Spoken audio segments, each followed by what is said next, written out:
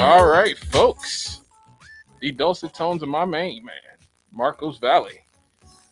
We are back here on WOTH 1370 AM. This is Issues and Answers Friday. And Red, did you see this story? I don't know if I sent it to you or not, but the head of the New York City Black Lives Matter chapter. Yes, I did. Yes, tell it. Yes, is calling for a probe into the organization's co-founder, as it is revealed that she has spent $3 million on 4 luxury homes. Now, the head of New York City's Black Lives Matter chapter is calling for an independent investigation into the organization's finances, as it is revealed that their co-founder snapped up a $1.4 million home in a ritzy Los Angeles neighborhood. Patrisse Cullors, who's 37, was a co-founder of BLM and is a self-professed trained Marxist. Yeah, isn't she just? Who recently purchased a plush property in Topanga Canyon, complete with a separate guest house and an expansive backyard. Now, in Topanga Canyon, 88% of the residents are white. Just 1.8% are black, according to the census. Meanwhile, the New York Post is reporting that Cullors also has bought 3 other homes in recent years at a total cost of $3 million. The AP reported that Black Lives Matter took in $90 million in donations last year. But it's right, $90 million. But it's not clear if or how much Patrisse Cullors, is paid by the organizations, as its finances are opaque. Now, this news has angered Hank Newsom, the head of the BLM Greater New York City chapter, who said that a probe into Cullors' finances are needed. And I quote him, he says, "If you go around calling yourself a socialist, you have to ask how much of her own personal money is going to charitable causes," he said to the publication. "It's really sad because it makes people doubt the validity of the movement and overlook the fact that it's the people that carry this movement." In addition to the Topanga Canyon properties, the New York Post has reported that she and her husband, her gender bending husband, her husband, I believe, is transgender or whatever, but is also purchased a custom ranch on 3.2 acres in Conyers, Georgia, last year for $415,000. The resident comes complete with its own pool and airplane hangar. Wow. I should become a Marxist. Yeah, I did. Hey, it apparently pays well. Additionally, the public Marxist. I need to start a chapter of some sort of movement that doesn't actually do anything on the ground level at its national level, because it has a whole bunch of people who are willing to do all the hard work for them, and I get paid. Right. And additionally, the publication claimed that the property records show that she's bought 2 other homes in Los Angeles in recent years. So she, they said in 2016 she spent $500,000 on a 3-bedroom home in Inglewood. In 2018, she bought another house for $600,000 almost in South LA.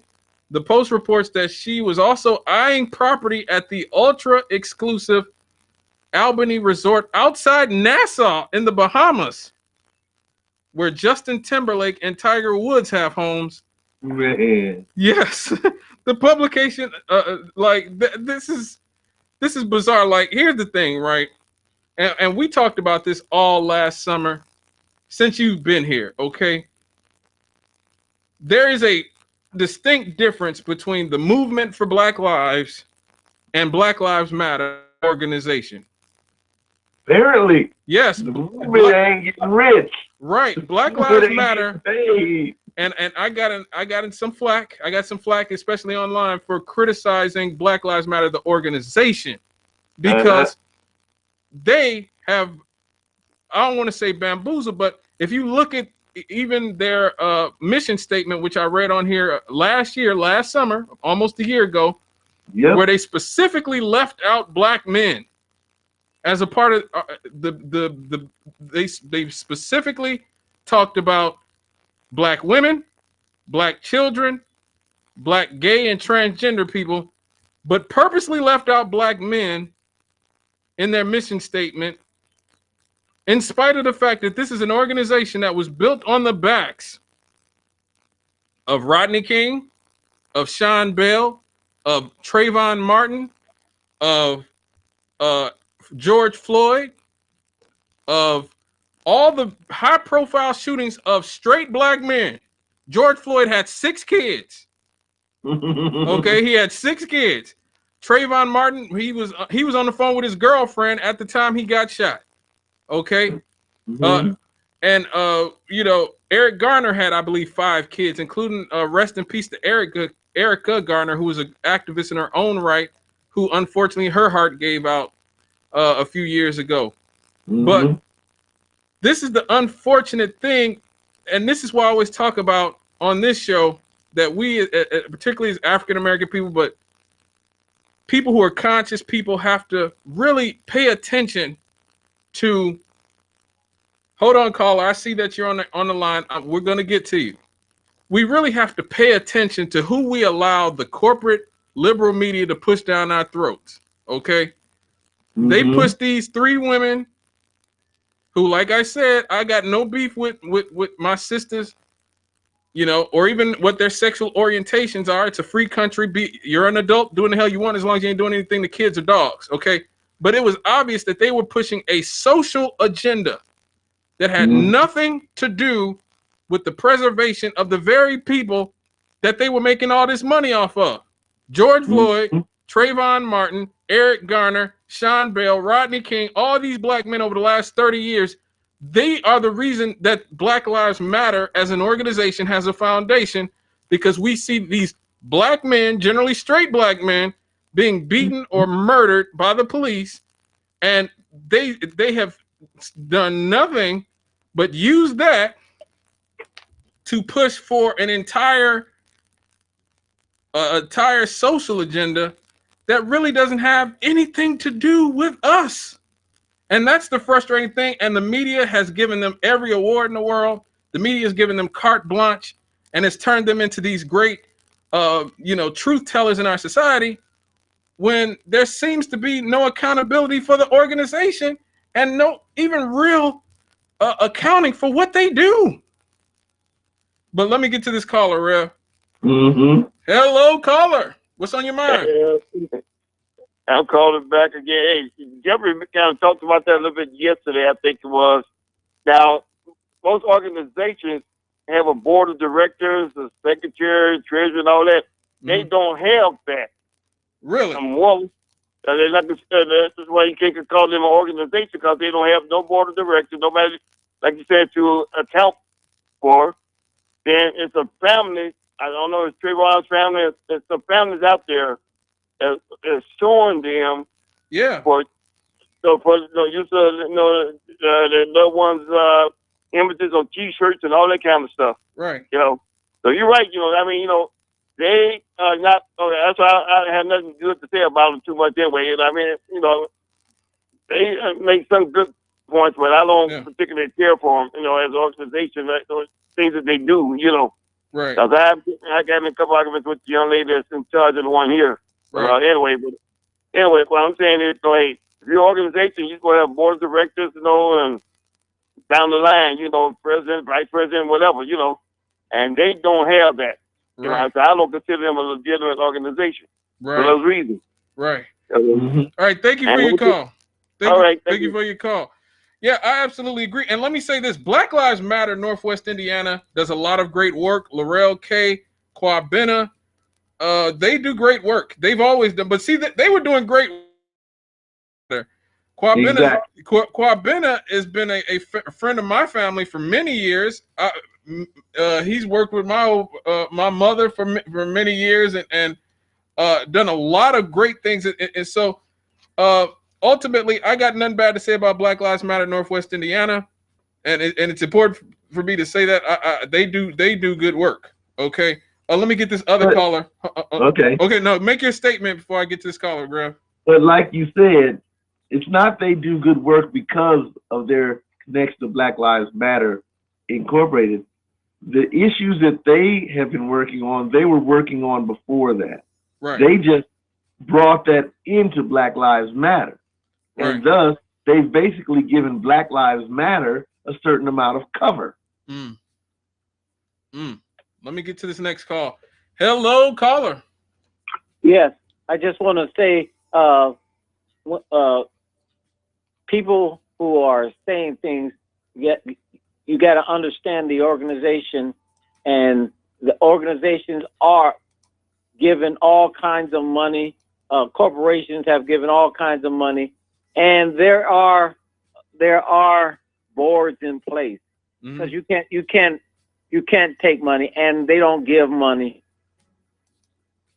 that don't have structure. But you can have structure, but if you don't have accountability, and that's where a lot of this happens. But this happens with all kinds of organizations. Right. I've been at this for a long time, and it's since '84, and it's happened all over. Oh yeah. We just don't hear about it. Southern Baptist had I think like $30 million that was stolen by some of its members. So it happens all the time. Right. Even the Catholic Church.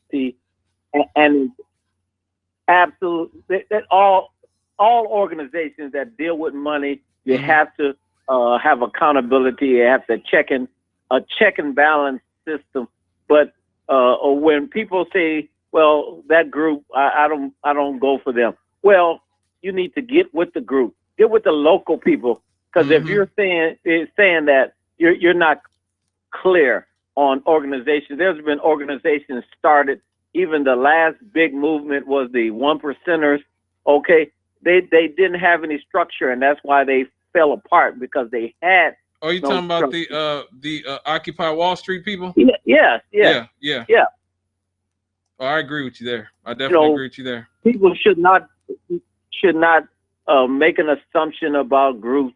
Get with those groups. Talk to those people on a local level and see, because they were created at first. They were created at first as an ad hoc group, not even trying to create an organization or to create an entity that was nonprofit. They came together on issues. But hey, I'm a child of God, and so bottom line is, you gotta be careful no matter where you are when you talk about dealing with money, dealing with people, money. Man, you gotta have accountability, first of all, to God, but you gotta have accountability to people. So, and to get millions of dollars, see, a lot of folks have never ever touched that kind of money, and I'm telling you, all over, even some of our biggest churches in the country have fallen to people coming in and saying this and saying that. So you got to have accountability. All right, thank you for your call. All right, thank you. Now, well, I could have, there are some things that he said I would kind of question.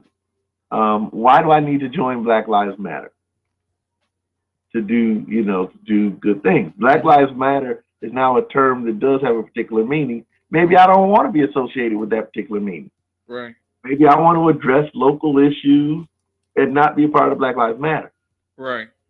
I absolutely agree with you. And like I said, we have to be careful when we start letting these people speak for Black people as a whole, and they are fronted by white liberals and rich billionaires, people like George Soros and others, these celebrities, Hollywood millionaires, and all these other things. We have to be careful with that, because they take that, like the guy D. Ray McKesson. He didn't even have a real sense of employment, buying a house in Baltimore where he wasn't from, running for mayor, having a fully funded and staffed campaign without having any without having any anything whatsoever to show. Like where did this guy come from? Where do all these people come from? I always go back to King D, Darren Seals. I'm sorry. I always tell people to go find the YouTube video of Darren Seals. His name was Darren Seals, King D, talking about Black Lives Matter. Darren Seals was one of the original Ferguson, Missouri activists He was one of the brothers who was on the ground floor when Mike Brown was first killed. Knew Mike Brown and his family. He was killed mysteriously.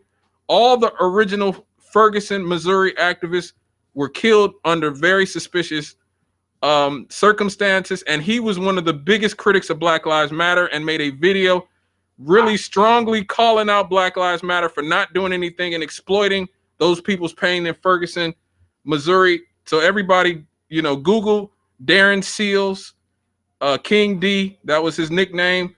The YouTube video is about 10 minutes. He doesn't always use the most politically correct language, but this was a guy from the streets. He was not like a you know, an activist, a college educated guy. They were just coming together to try to do for their community. Okay. Right. So hey, we got to get out of here. Oh my God. Oh my God. Got 3 minutes. Yes. You know, we'll have to take this up again. Yes. We got 2 minutes. But finish where you're going. Well, I mean, we only got 2 minutes, so I got to do the outro. You can chop it up with me on Twitter, folks. On Twitter, at The Chemist Lives. The Chemist is spelled with K, as I'm a product of the Gary Community School System. We can talk about politics, music, sports. You can tell me how terrible I am at this. Where can they find you at, Reverend? They can find me at St. John's Evangelical Lutheran Church at 9 a.m. Well, you know where it is, 2235 West 5th Avenue, right on the corner. Yes. You can also find me at 11 o'clock at Good Shepherd Lutheran Church right across the street from Gary Roosevelt. But come find me this Sunday. Yes. Tell me why you can do just fine without us. Yeah, so you can be here and listen to us every Friday, 6 to 8 Central Standard Time. So for station owner Marion Williams, station manager Natalie Ammons, Reverend Delwyn Campbell, I'm Scott Cannon. This has been Issues and Answers, WLTH 1370. God bless the working class. God bless labor. And Rev, God bless you. Yes, and we are out.